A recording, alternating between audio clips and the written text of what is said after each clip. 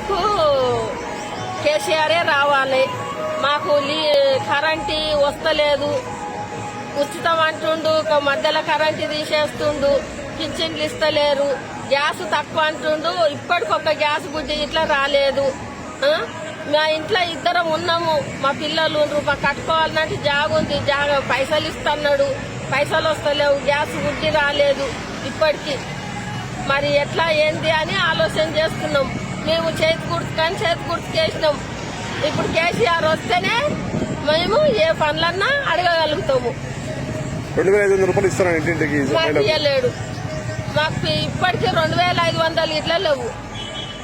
మా ఆయనకు పింఛన్ లేదు, మాకు లేదు. ఇగో చెయ్యి ఇరిగి కాలు ఇరిగి నేను ఇంటికాడనే ఉంటున్నా ఇప్పుడు 12 ఏళ్ళ పోలే. మాకు ఇంట్లో వెళ్తలేదు. కరెంట్ సరిగా ఉంటుందా? కరెంట్ సరిగా ఉంటుందా?